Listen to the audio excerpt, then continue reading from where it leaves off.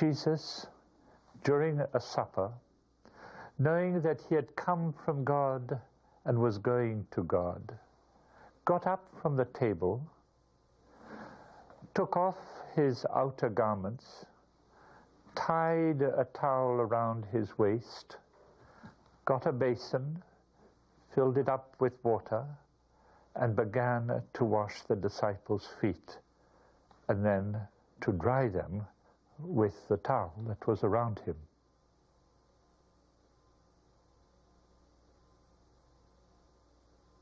Can you imagine the surprise, I'd say the shock of the disciples? Here we are in a solemn meal. Jesus gets up without saying anything and then comes and starts washing the feet of his disciples.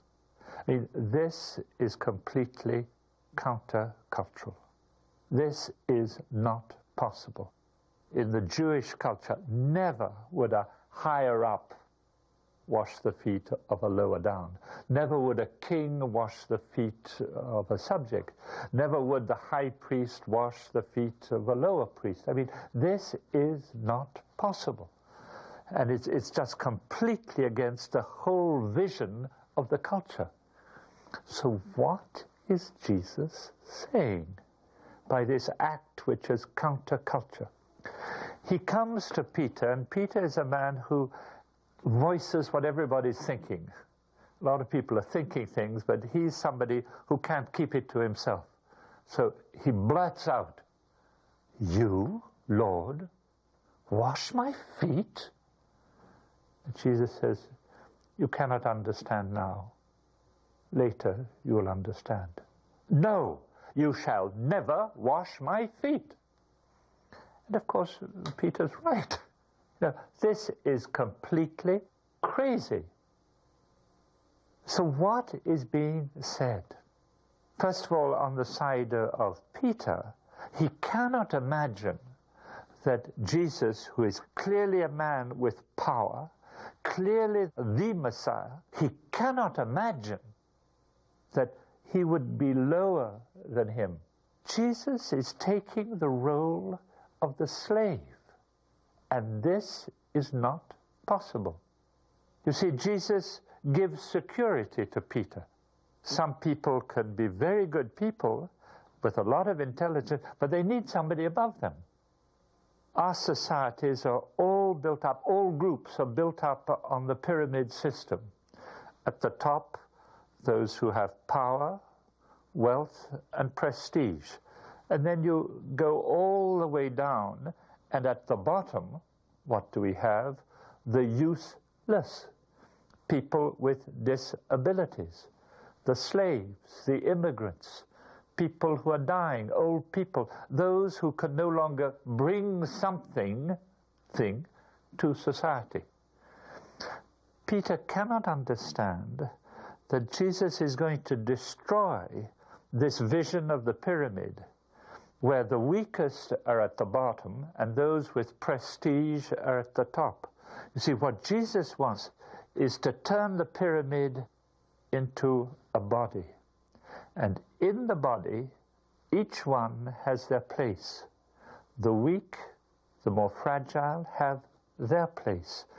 The stronger, the more professional, the competent, they have their place.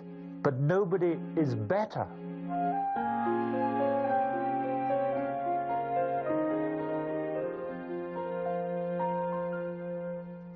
The reflection of Peter is natural.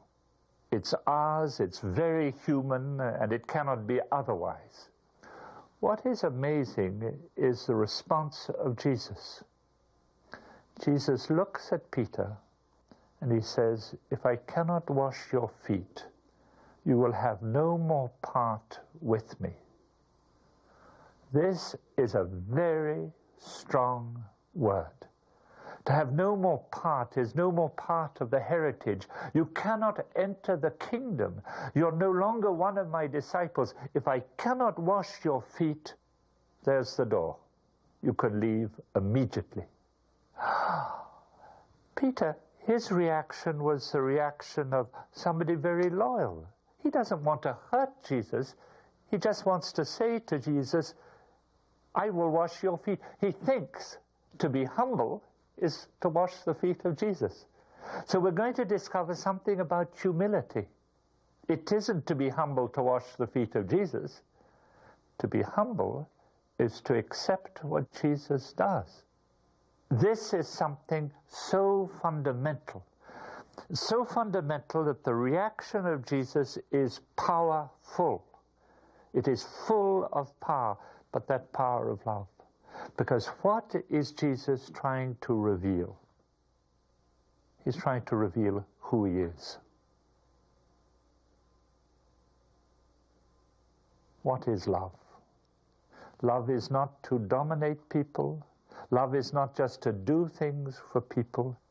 To love is to be under people, to bring them up.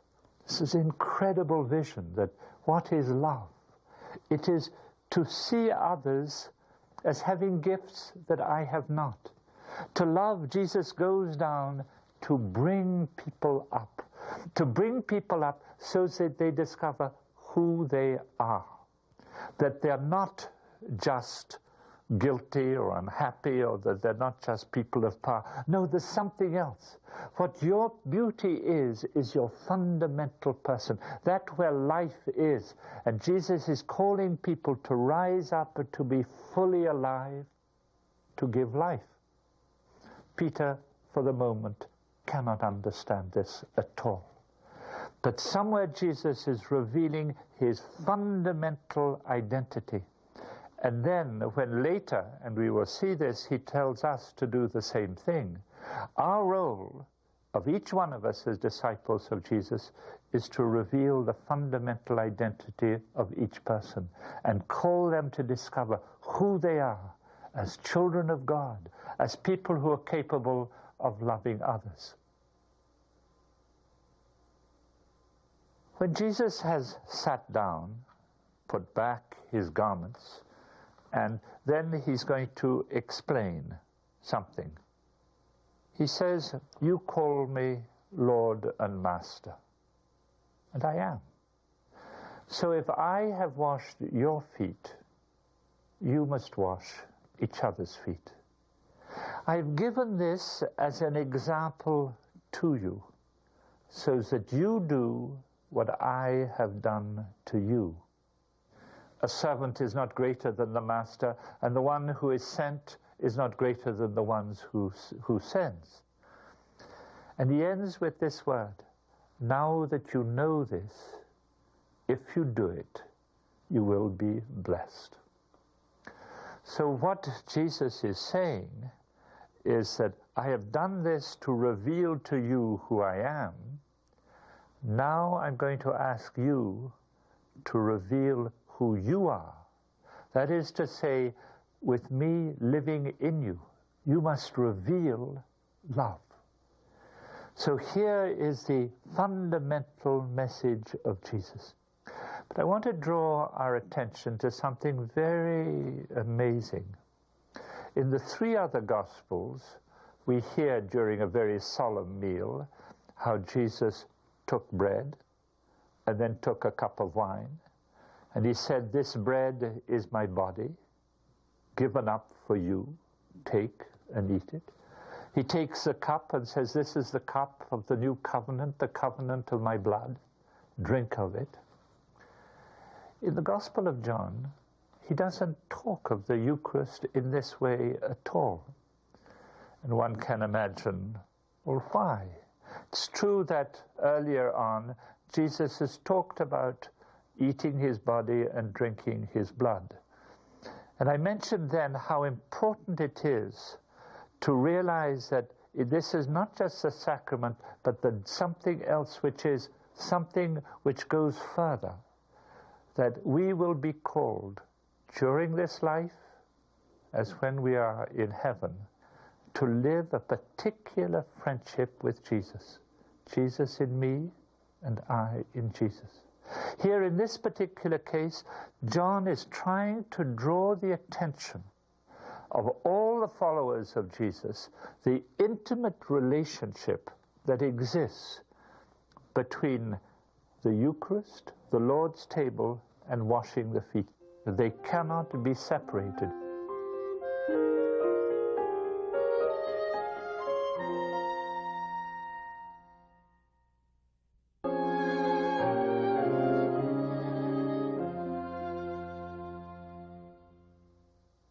Jesus came essentially to reveal love.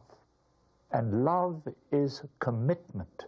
And this love, which is commitment, is a commitment to the weakest and the poorest, those that are around us.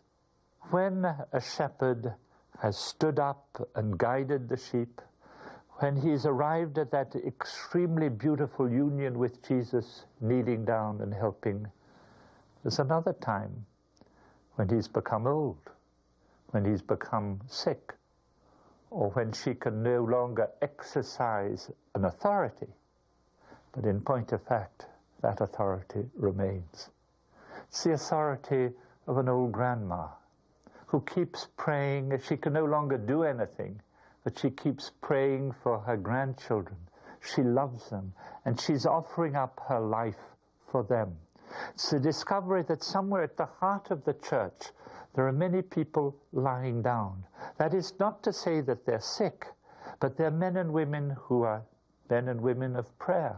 They're not doing things. They're not apparently assuming a responsibility, but they are there in prayer, holding. They are the hermits. They are these men and women who are prayer in monasteries or wherever it is, they are there. When Jesus told us that we must do this one to another, of course, he's not asking us to run out and ask people to take their shoes off and we'll start washing their feet. These are symbols. What is important is that we are truly loving people and that we are trying and yearning to be Jesus for them, helping them to stand up. You see, symbols symbolize a reality. The reality is service and of love. But symbols also are important. You see, water is important. The bread is important. The washing of the feet is important. How is it that in the history of humanity we have forgotten this very important symbol?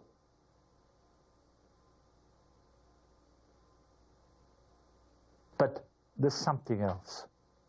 We have to see the symbolism of love, but also see the importance of the symbol. Can't we all, as disciples of Jesus, wash each other's feet? One of the most moving moments that I lived when I was called to go to spend a day at the World Council of Churches with what they call the Central Committee, about 220 heads of, not heads of churches, but representatives of churches. And we lived together the washing of the feet.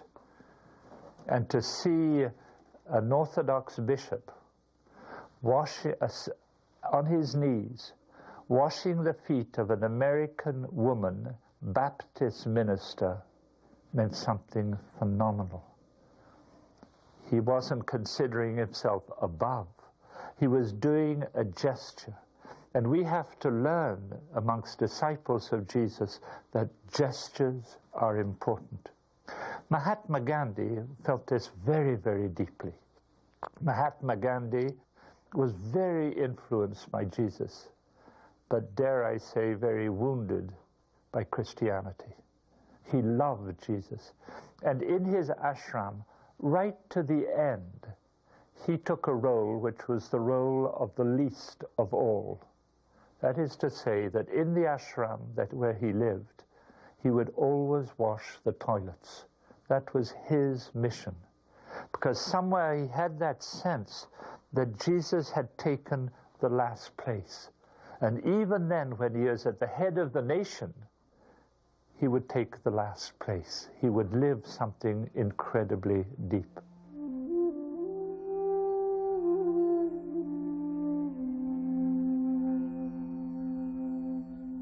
In a very special way, in my own community, I discovered something about the washing of the feet. Quite some numbers of years ago, we welcomed Eric. from the hospital, a young man of 16, blind, deaf, an incredible amount of anguish. I don't think I've ever seen anybody with such anguish, and clearly a desire to die.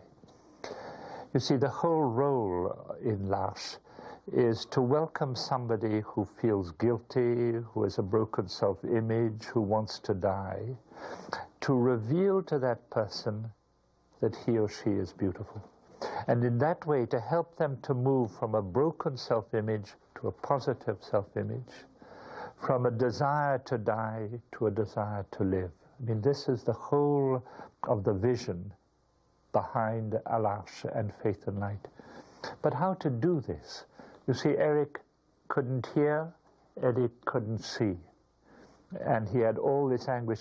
The only way that we could communicate with him was through touch, which was the only way. The only way we could say, you are beautiful and you have value, is through touch.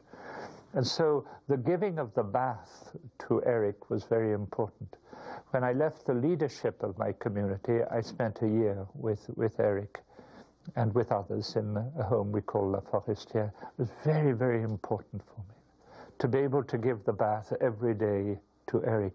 That this touch, this communication through touch, through water, was what little by little revealed to him that he was beautiful. And it's true that little by little his anguish disappeared.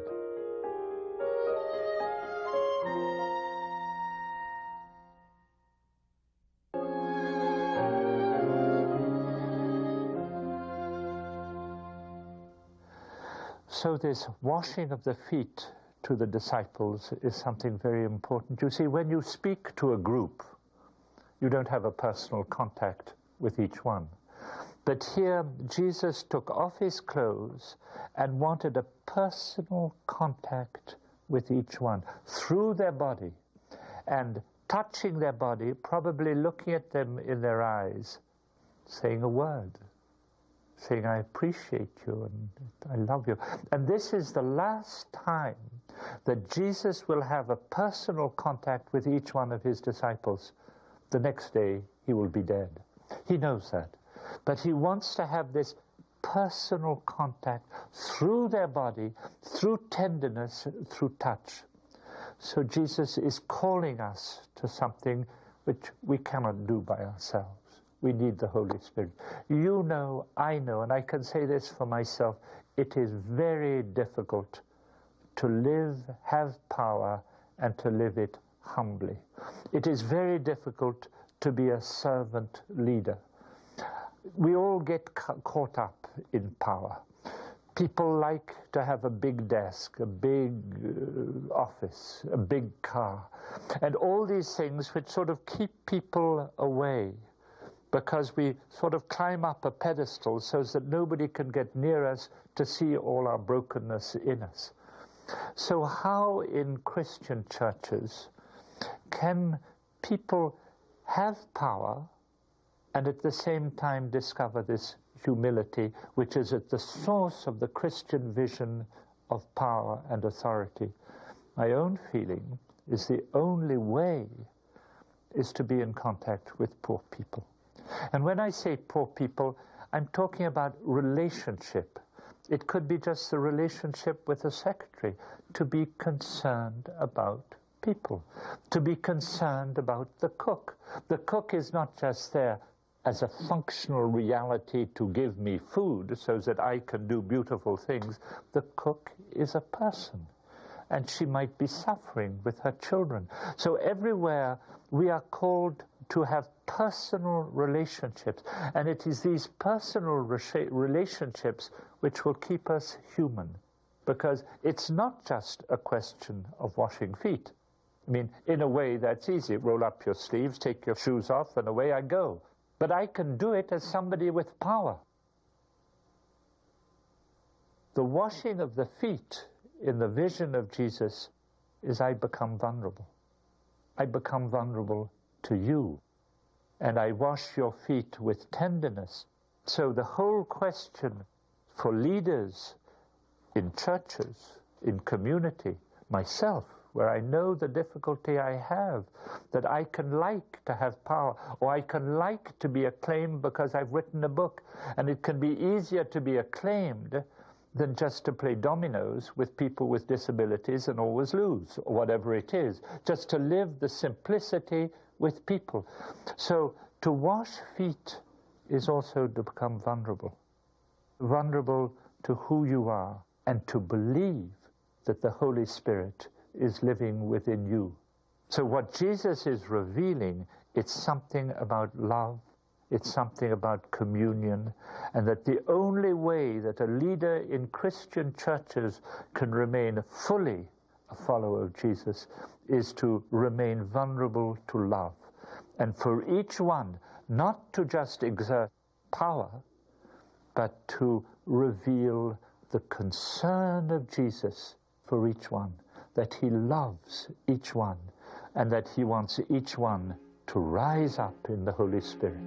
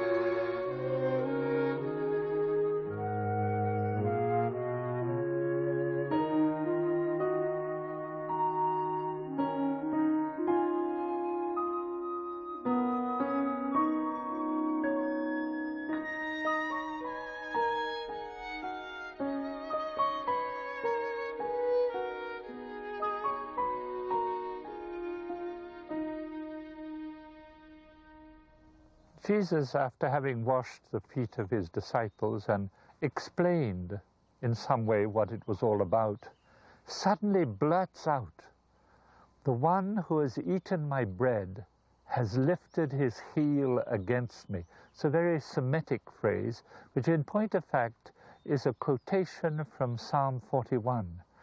And just before that, in Psalm 41, this is what it says: "My bosom friend, the one in whom I put my trust, has lifted his heel against me."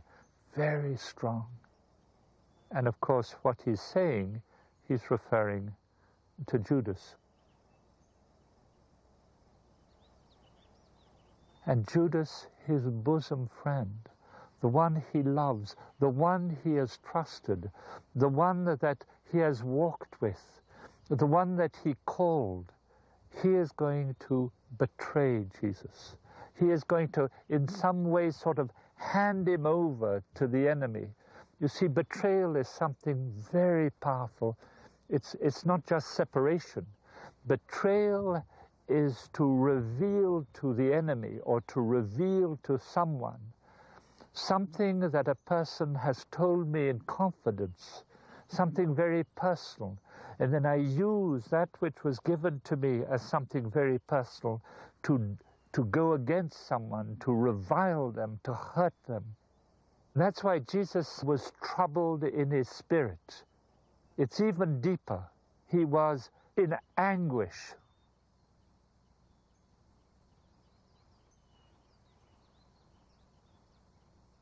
I'm always very moved when we hear something like that Jesus is in anguish in his spirit. I mean, this is Jesus profoundly human. And he suddenly blurts out, in truth, I tell you, one of you is going to hand me over or betray me. You can imagine the consternation. Here are these disciples. They must be looking at each other and saying, what's going to happen? Who can that be?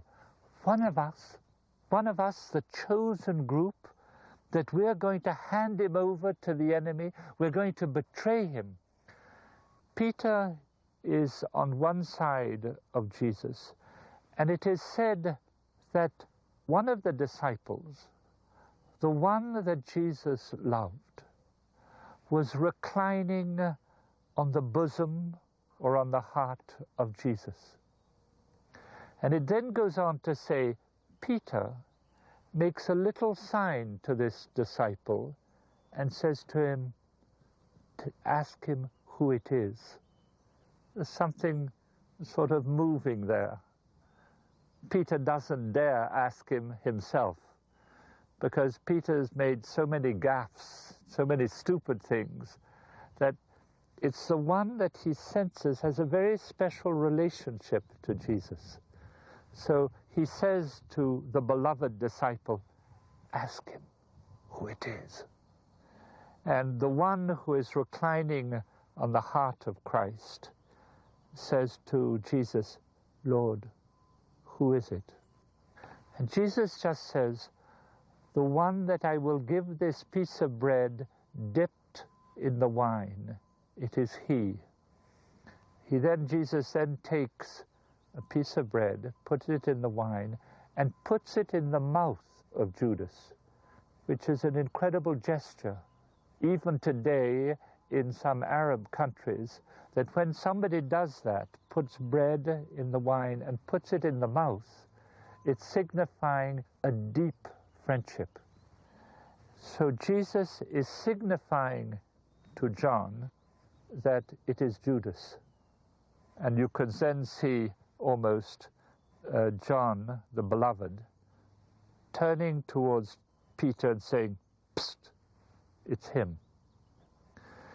When Jesus puts this piece of bread into the mouth of Judas, he says, what you have to do, do it quickly. And it is said in the gospel, at that moment, the evil one, the Satan, entered into his heart and he left. And just the word, it was night. It was the moment of darkness.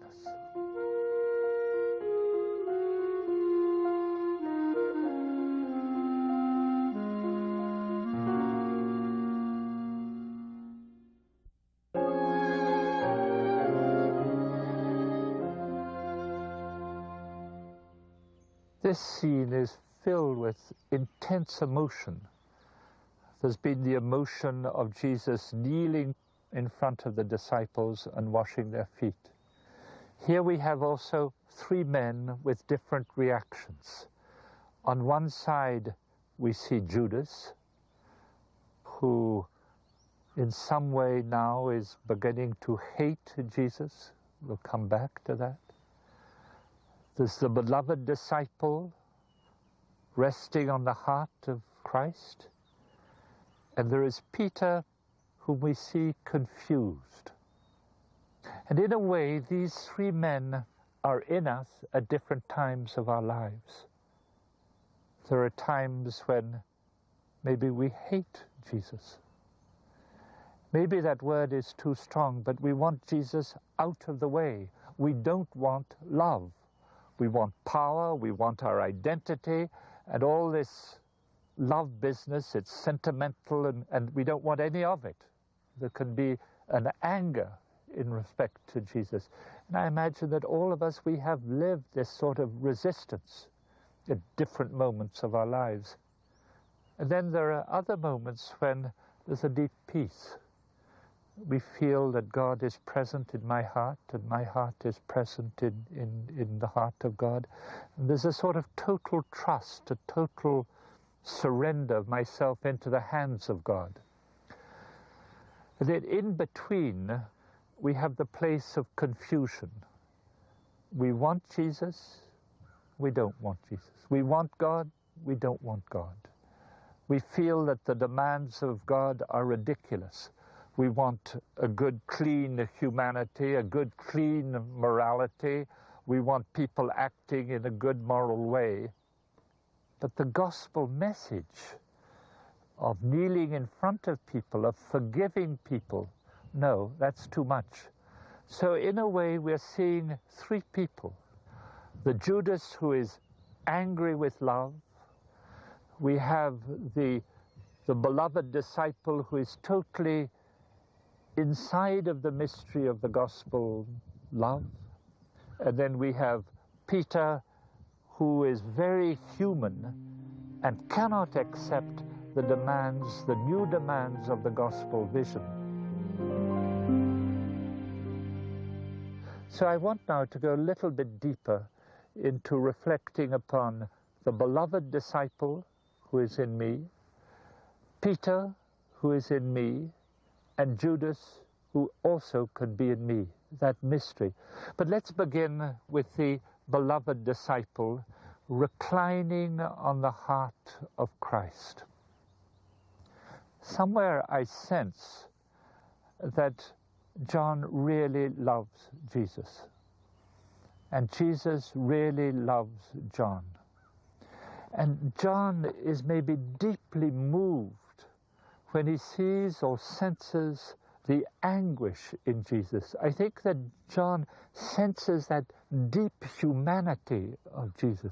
And I believe that John, lying on his heart, is saying, well, I understand and I love you, and somewhere wanting to console the heart of Christ.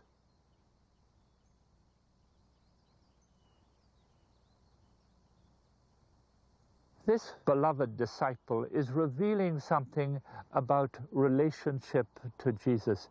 And I believe that he's telling us something about prayer. And Jesus, when he tells his disciples how to pray, he takes that beautiful prayer of Abba, our Father, Father. But we know also that as we enter into a relationship with Jesus, as we enter into a mutual indwelling, prayer becomes silence. Prayer just becomes presence. I just love to be with you. There's no more to say. There's no more things to share about. It's because what we want is to share our lives. And sharing our lives is that just gentle moment we are together. And I rejoice being with you, and you rejoice being with me. So prayer is that moment of quietness, stillness with God and in God. It's a beautiful story of a peasant who is in that little village called Ars, where there was the parish priest whom we call the Curé d'Ars. And one day the Curé d'Ars, or some days he would go in, and there was an old peasant man, and he would sit for long hours with his eyes closed, just sitting there. And one day the Curé d'Ars said to him, when you pray, what do you say? What do you do? And this old peasant man said, I look at him and he looks at me. That is all. Makes me think also of one of our people in one of our communities in Switzerland. And he loved to go frequently into the chapel. And one of the assistants said to him, what do you do when you pray? And this person, who is a Down syndrome, if you like, just said, I listen. And what does he tell you? He just says, you are my beloved son. And once one has said that, in a way, there's no more to say. We are held in the arms of God. And so the beloved disciple is telling us about the essence of what it means to be a disciple of Jesus. And if he hasn't named himself, he's saying, this is what we are all called to become. The beloved disciple, resting in the heart of God, and the heart of God resting in us.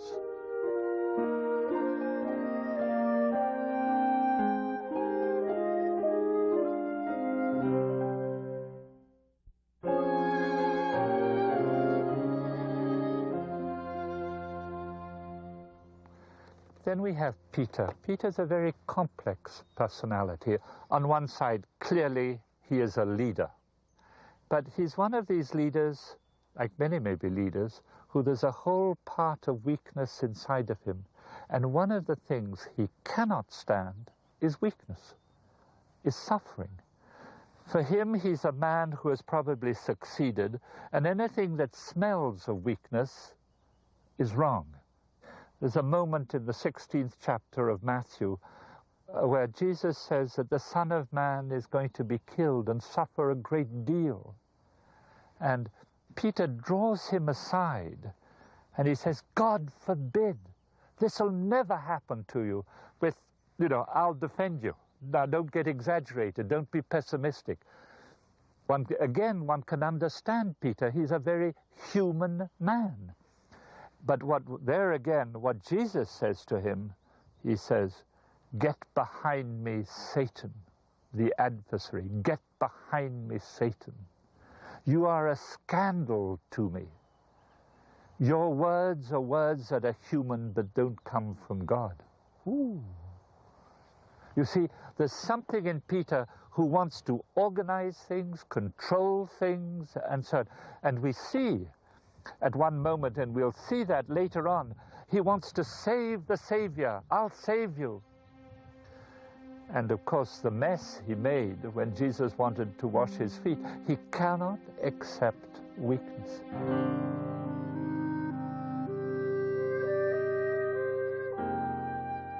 This is a fundamental problem, the relationship between strength and weakness.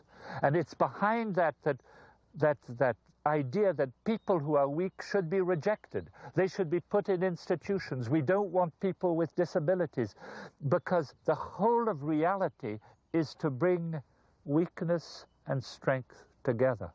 I must do that. You must do that. We must all do that, because we are all vulnerable people. But Peter cannot accept. He hasn't yet come in contact with who he is and with his own fragility. So he's a man who is confused, but he's revealing something very important about what it means to be human or inhuman, but also revealing a great deal about who Jesus is, where this mixture of weakness and strength is glorified in the Word made flesh.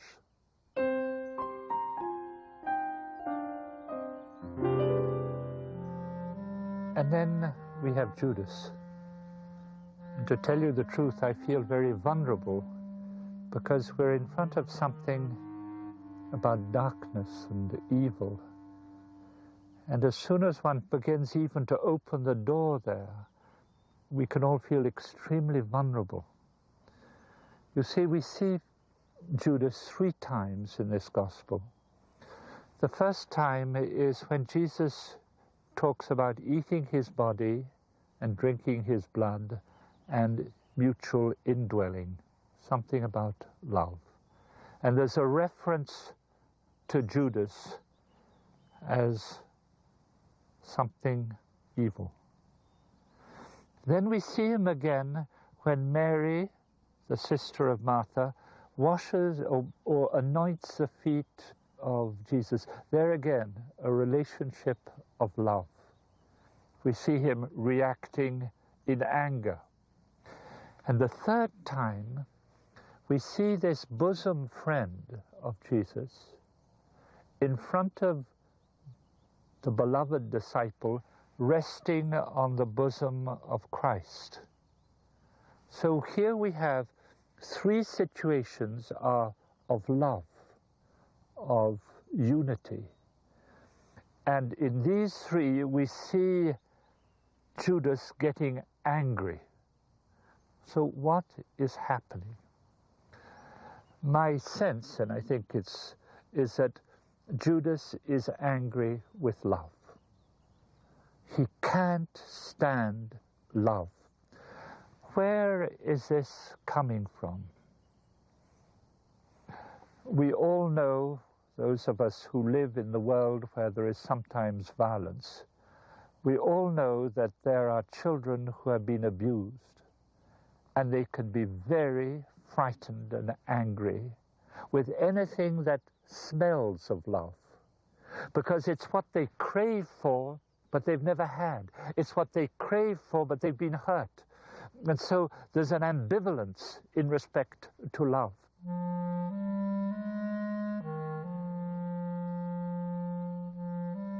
There is no doubt that Jesus loved Judas, but at the same time there's a lot of anguish in Judas.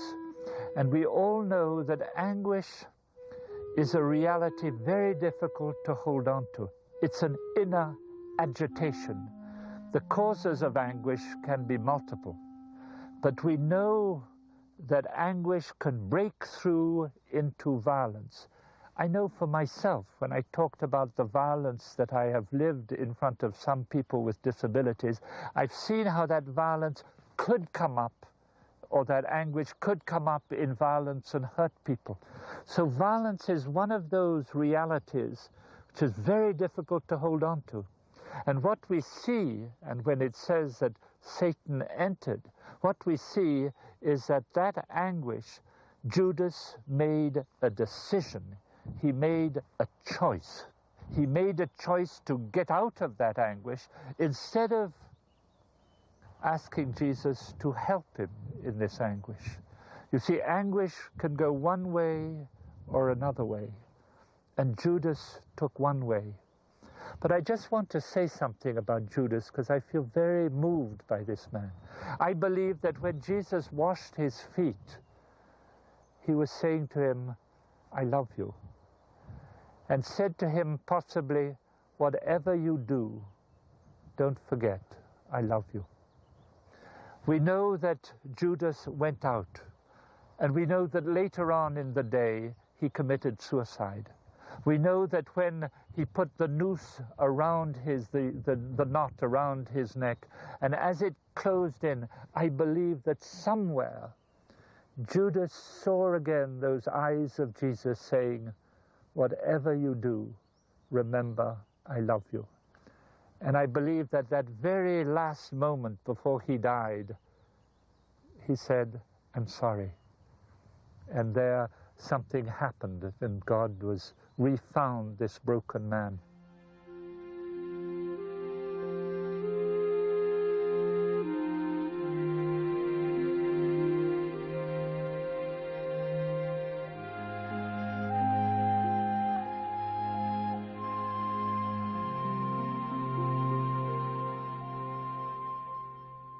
Peter is in me, and Judas is in me. What we all have to be careful of is somewhere that when we do go into inner pain, and all of us go through inner pain, how to remain in trust. Trust to come to Jesus, trust to accept our own weaknesses, and to be careful not to flip into a form of violence. But this is in each of us. But I do believe also that Jesus is saying to each one of us, whatever happens, I want you to know that I am with you and that I love you.